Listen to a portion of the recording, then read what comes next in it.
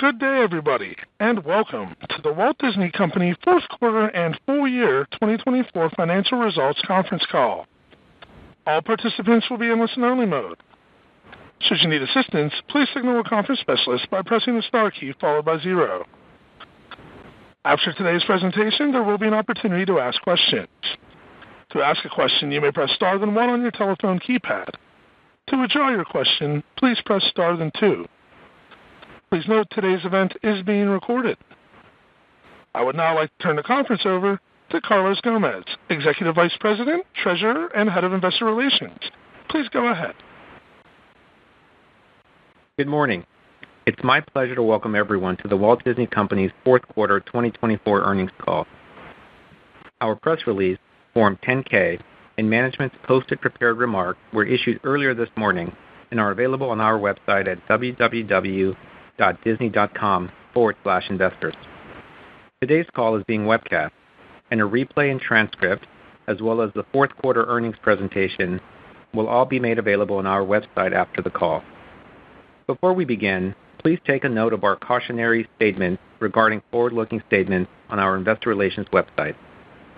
Certain statements on this call, including financial estimates or statements about our plans, guidance, or expectations and drivers, such as future revenues, profitability, earnings, subscribers, demand, investments, content offerings and acceptance, cash position, cost structure and capital allocation, and other statements that are not historical in nature may constitute forward-looking statements under securities laws.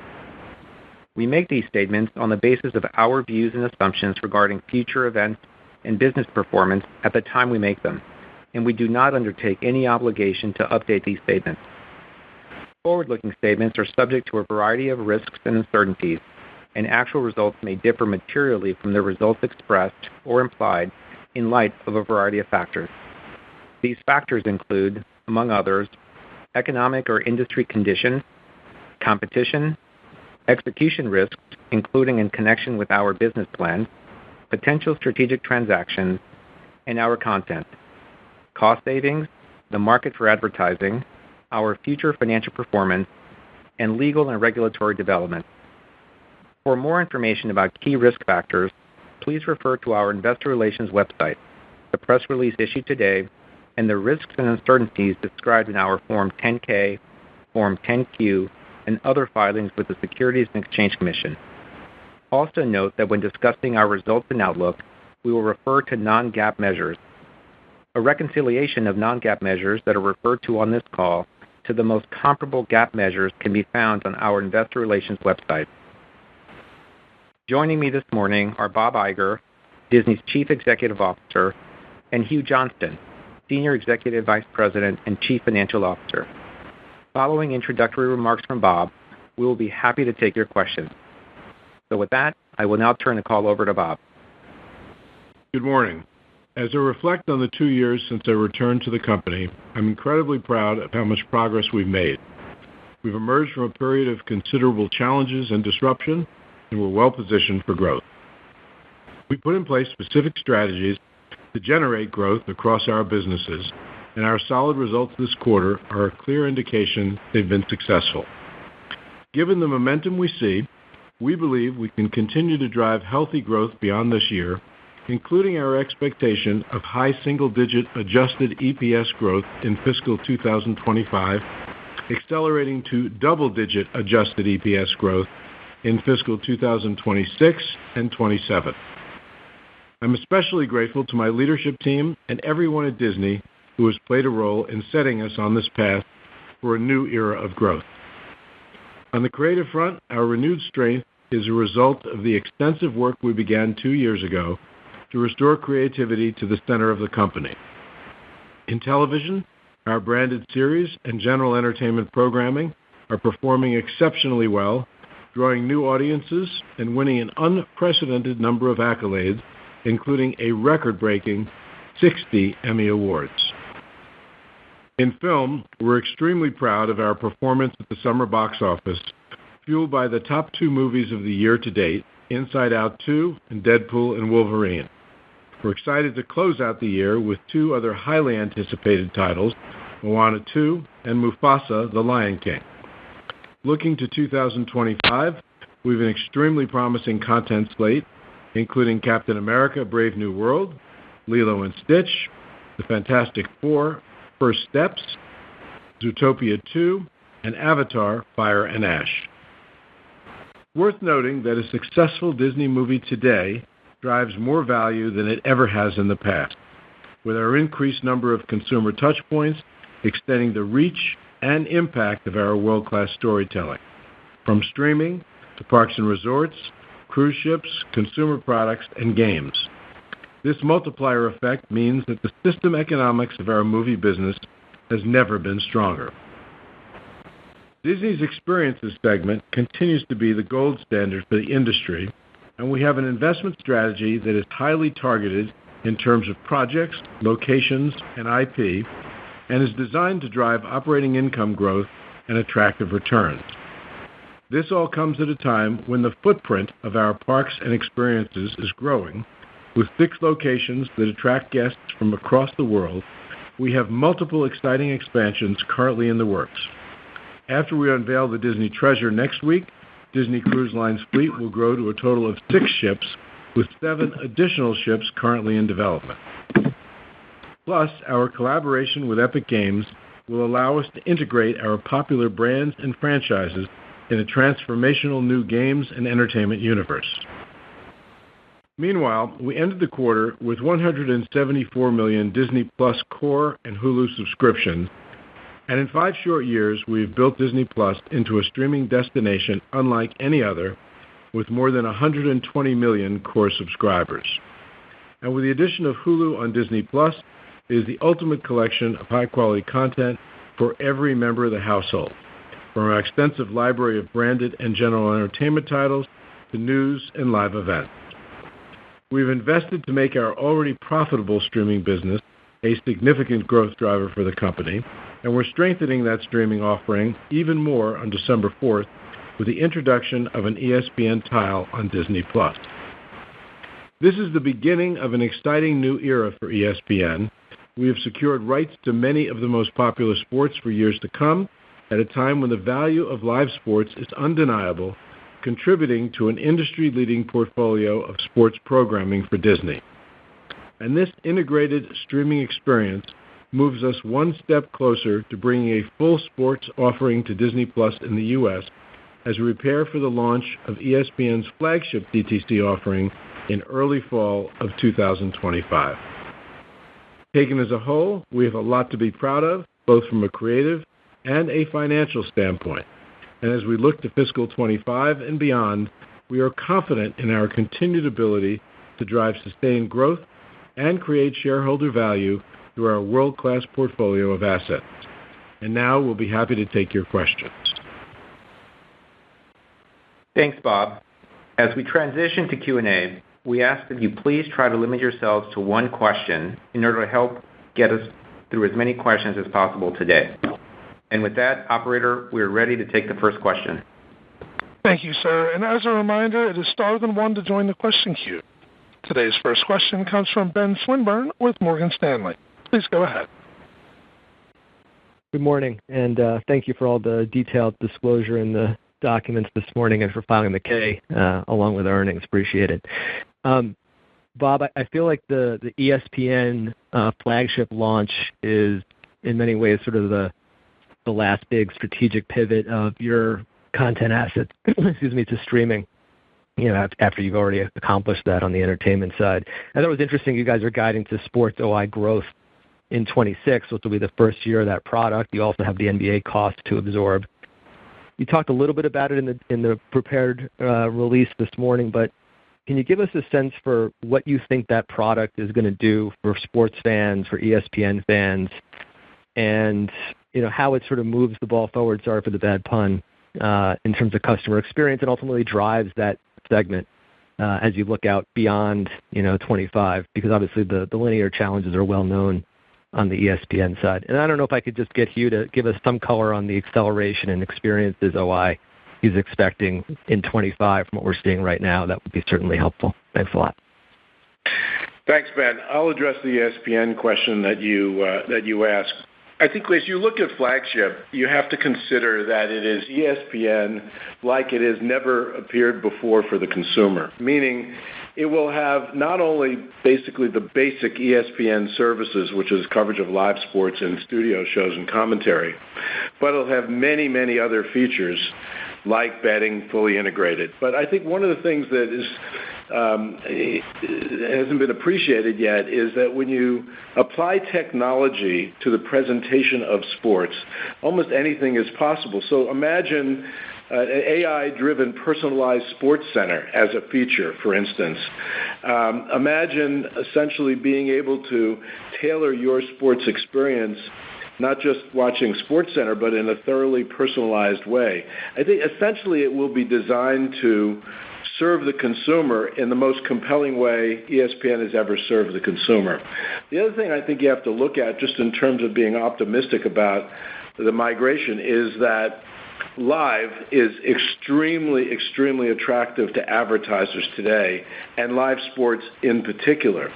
So if you look at what's going on today, not just with ratings, but with interest from advertisers, and then you look at the ad technology that we've already built and that we're continuing to improve, and you consider what that can do in an app-based world, not just in a linear world, the value we can deliver not just to our viewers or customers, but also to our advertisers will be very compelling.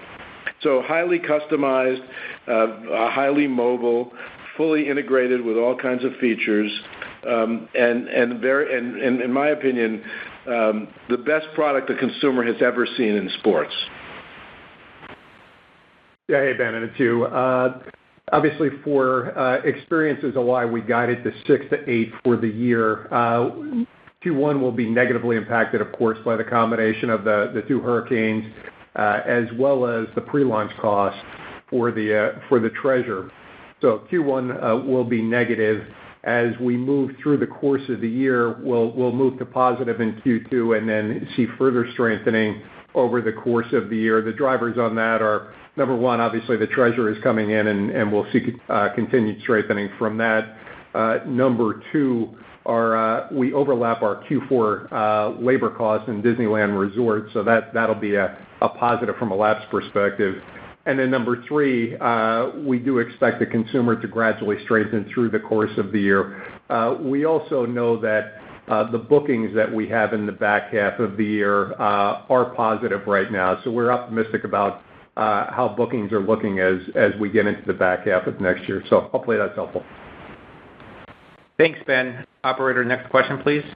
Yes, sir. And our next question comes from Jessica Reif Ehrlich with BofA Securities. Please go ahead. Thank you. Can you provide an outlook on consolidated advertising growth in coming years? You have so many tools in your tool chest, like ad tech capabilities, as you mentioned, Bob.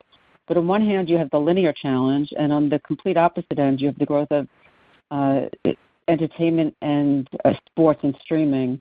And then secondly, could you give us some color on CapEx next year, because it looks like free cash flow will be modestly down? I spoke with Rita Farrow, who runs global ad sales for the company, yesterday, just to get some up-to-the-minute flavor or color on what's going on in the market. One of the things that she said, by the way, is that linear is very strong right now. One of the reasons for that, by the way, is live, and also because linear provides a differentiated audience than streaming. And the way we integrate those businesses, not just from a programming perspective or a technology perspective, but from an advertising perspective, gives us some interesting leverage in the business and enables us to offer advertisers a much broader, even deeper offering in terms of avails. So it's basically the combination of both is working for us. We're also programming them in an integrated way.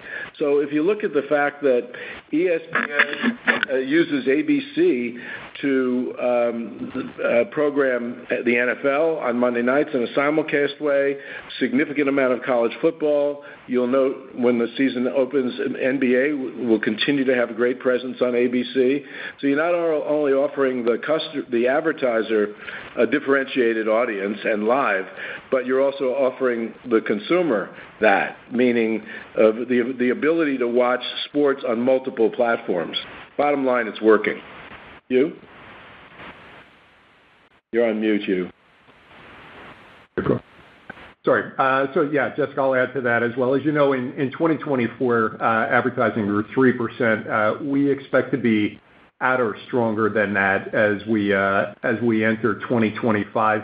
As Bob mentioned, in particular, the ad tech stack that we've put together, our ability to deliver the right ads more effectively to consumers, particularly in the streaming business, is a competitive advantage that we've built, and it's owned and is proprietary to Disney. So we certainly feel optimistic about our ability to gain share in advertising based on that.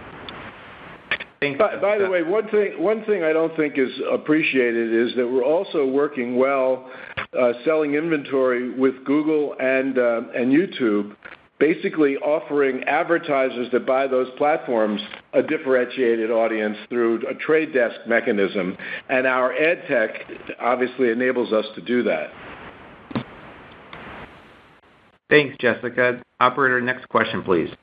Yes, sir. And our next question today comes from Robert Fishman with MoffettNathanson. Please go ahead.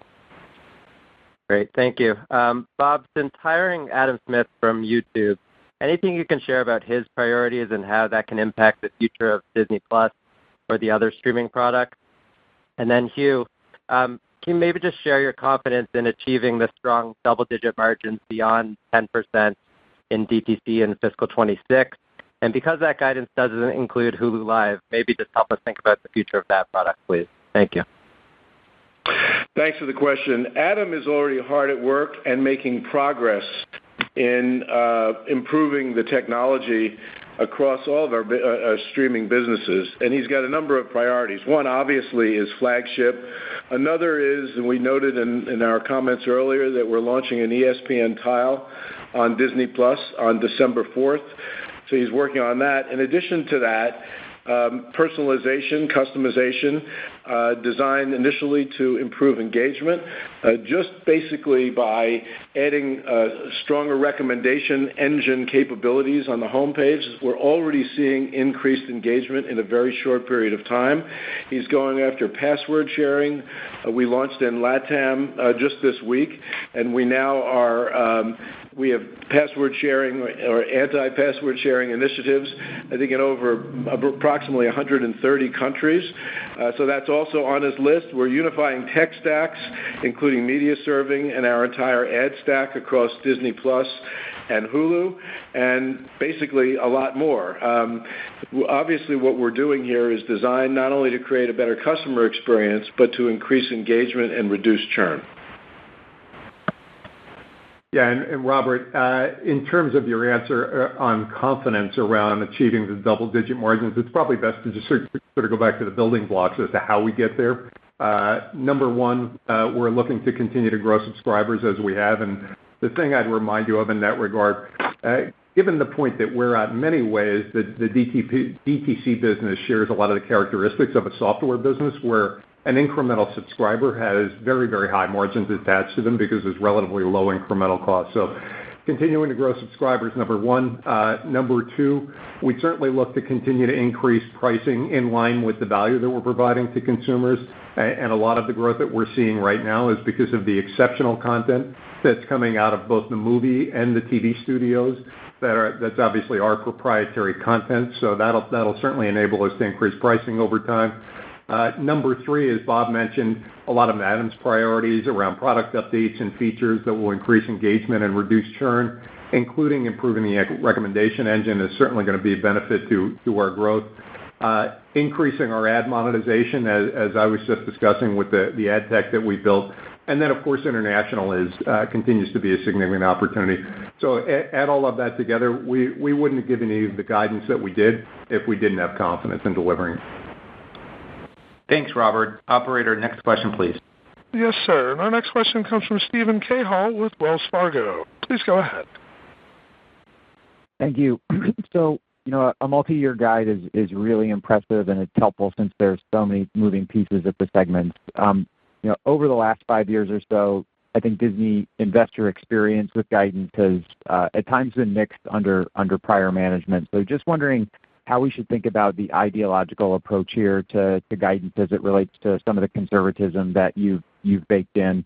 And in broad terms, is the acceleration in EPS growth from fiscal 25 to fiscal 26, is that basically just comping the flagship launches and the hurricanes and that sort of thing?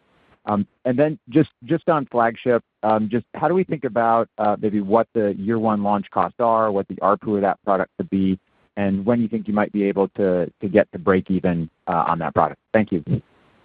Sure. So why don't I handle the guide? In terms of the way that we're thinking about it, it's really driven by a couple of things. Number one is obviously the significant improvement in DTC, where we've invested a considerable amount of money in building that product. And number two, it's in light of the significant investments that we've made and are going to continue to make in parks, in cruise ships, and even in consumer products. So as we thought about those investments, we've obviously talked about the results that we've seen, and we feel very, very positively about those results. But we thought it was also very fair to give to investors not just operational results, but an expectation as to what we expect these investments to return, hence the guidance. Rather than just focus it on the narrow pieces, although we've given you, I think, good segment detail, we thought it was also important to give you a picture of the overall company. So philosophically, because we've invested, we do feel like it's appropriate for us to give you a multi-year look, because these investments are obviously multi-year in nature. In terms of our confidence in delivering it, obviously we've got confidence in it, otherwise we wouldn't do it.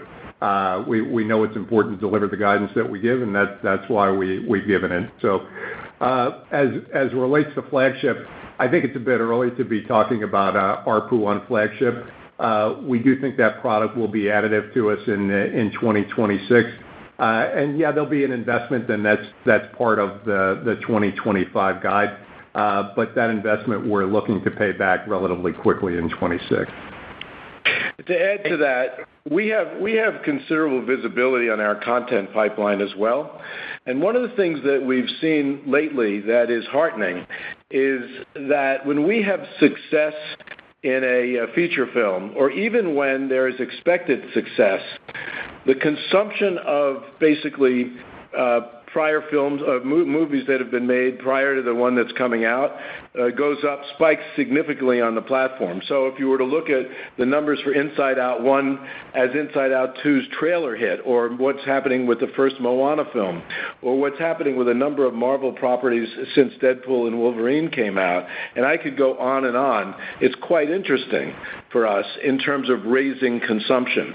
So as we look ahead, I noticed some of the films in 25, which is going to end with Zootopia and Avatar, and then you look at 26 and you consider that we've got a Star Wars film, Mandalorian, an Avengers film, a live-action version of Moana, and on and on. You know, we feel that, one, we're confident in our ability to execute those films in a way that will serve us well, both qualitatively and commercially. And two, we have a strong sense that they're going to enable us to strengthen our streaming performance significantly as well, as we're currently seeing with the films that we're putting out. Thanks, Steve. Operator, next question, please. Thank you. And our next question today comes from John Hodulik with UBS. Please go ahead. Great. Thanks. Two, if I could. First of all, Bob, it looked like Comcast is going to move ahead with a spinoff of its cable networks. And I know you guys have looked at something similar in the past, maybe on the linear entertainment side. Is that something that you guys could revisit, either as part of sort of this sort of more industry move? And then maybe more broadly, does the change in the administration, does that change your view on sort of opportunities with regard to M&A?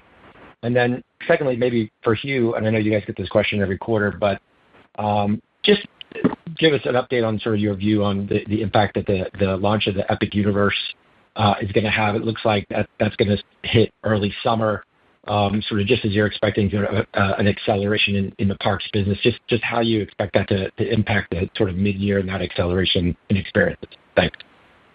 John, you and I will both take the question as it relates to divestitures or consolidation. I'll start on the consolidation front.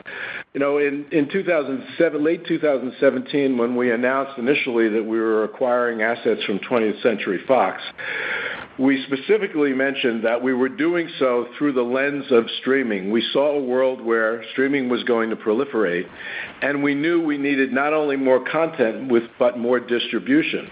And with that came just a tremendous amount of content. We've talked about it when you talk about 60 Emmys, so much of that came from that acquisition. Or when we talk about Avatar, for instance, that came from that acquisition. I could go on and on. In addition to that, people forget, that came with control of Hulu and ultimately ownership of Hulu.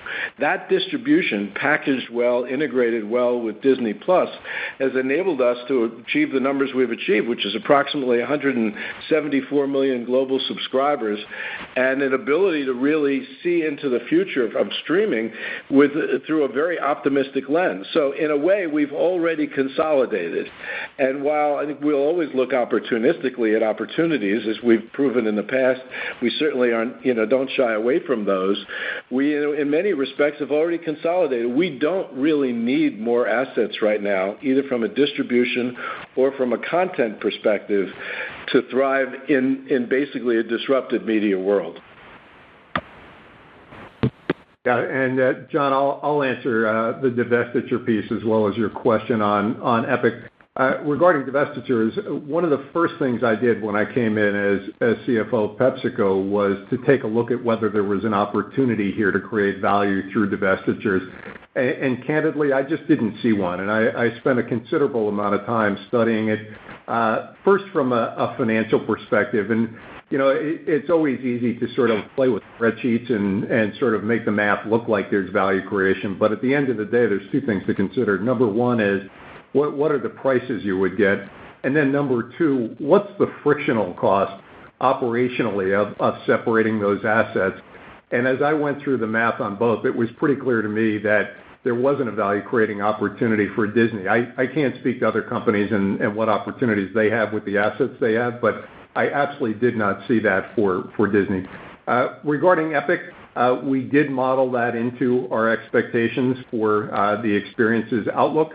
As I mentioned earlier, the early bookings that we have next summer are actually positive, so that's certainly a positive indicator. We also looked at the history of other attractions opening up and other parks opening up in Florida, and it's generally been beneficial to us. So that is all very much captured in the guide that we provided.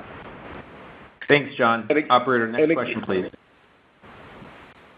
Thank you. And our next question comes from Michael Morris at Guggenheim. Please go ahead. Thank you. Good morning, guys. A couple questions. First, with respect to content production, you've been focused on quality over quantity. Have you been, as you've been strengthening the core of the business, how are you thinking about growth in spend into that pipeline going forward, both in 25 and maybe just sort of the pace of content growth beyond that? And then secondly, appreciate the listing of the new projects that you have on the experiences side. You have a number of footprint expansions, especially in the U.S. So when you think about the longer-term return on these investments, how much of that is driven by really expanding capacity and accommodating more guests, maybe versus driving, the pricing power at the parks because you have these great new attractions? Thank you. I'll take the content production side.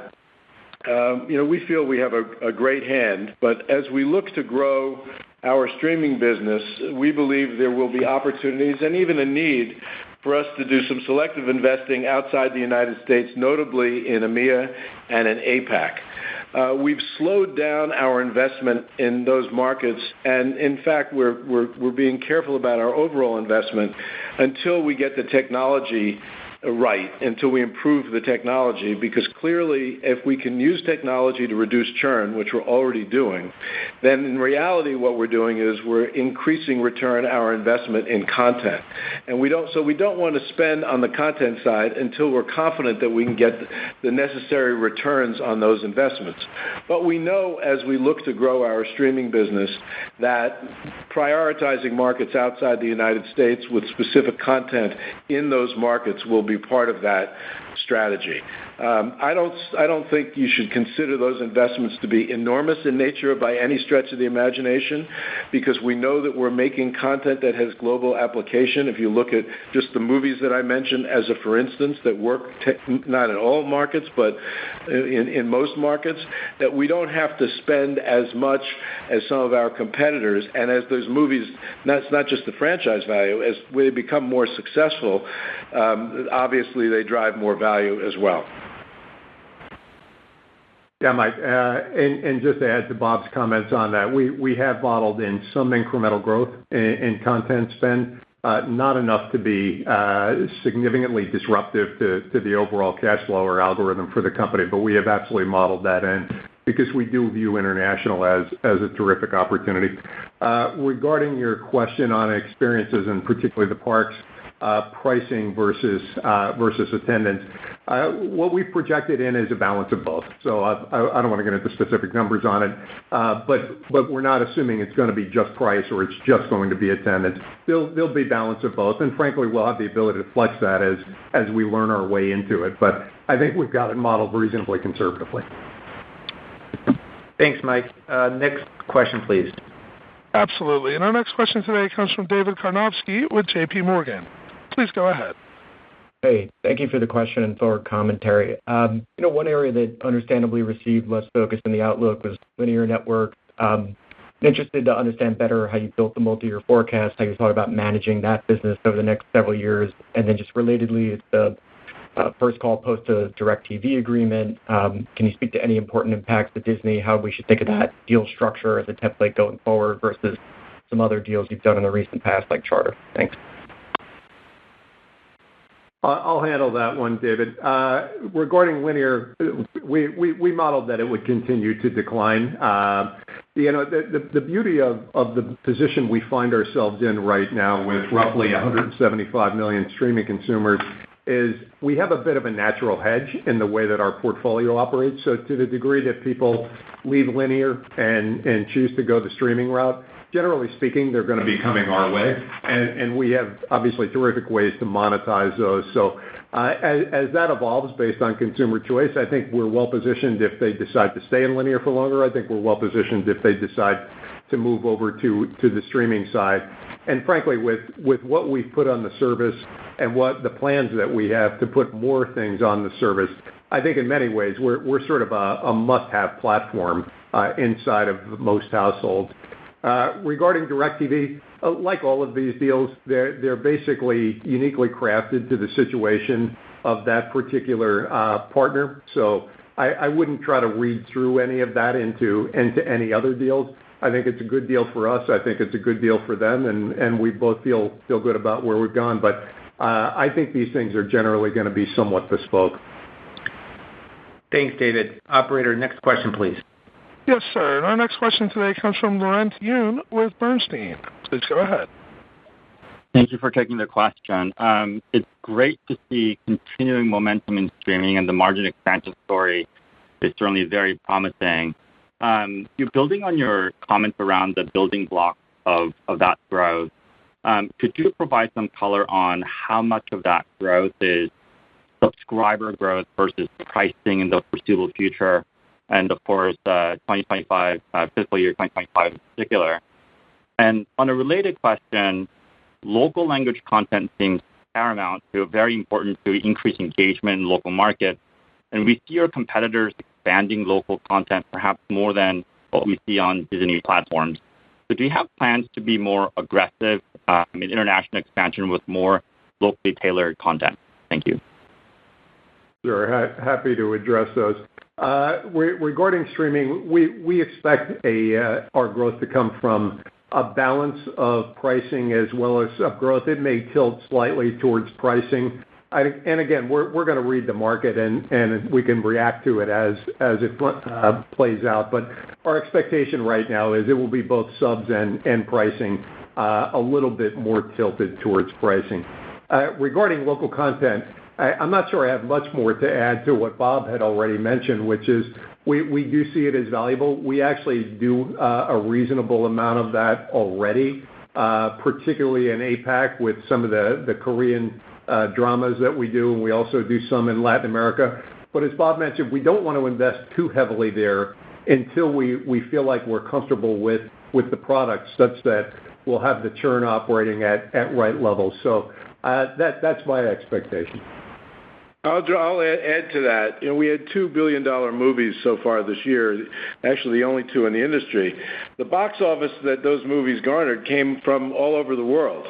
So those movies resonate in those markets. And if you look at some of our competitors who don't have, movies of basically that quality or, that level of success, they have to spend more in local content because they don't have that. The other thing I would just want to say about pricing is it's not just about raising pricing. It's about moving consumers to the advertiser-supported side of the streaming platform. So right now in the United States, about 60% of all new subs are buying our streaming services, advertiser-supported or AVOD. I think it's 37% of total subs in the U.S. are AVOD subs, and 37% in the U.S. and 30% globally. So the pricing that we recently put into place, which is increased pricing, was actually designed to move more people in the AVOD direction because we know that the ARPU and interest in it from advertisers in streaming has grown. Thanks, Laurent. Operator, next question, please. Thank you. And our next question today comes from Tim Nollen with Macquarie. Please go ahead. Hi, thanks very much. Could you please address the topic of divestitures in India? I think you mentioned in the guidance a few lines that incorporate those. I just wonder if there's anything more to add to adjustments we should make for the sale of the assets in India, and then relatedly, what is the business going to look like for you in India? I think you're going to retain a stake with Reliance. Just talk a little bit about your presence in India post the divestiture or the partial sale, please.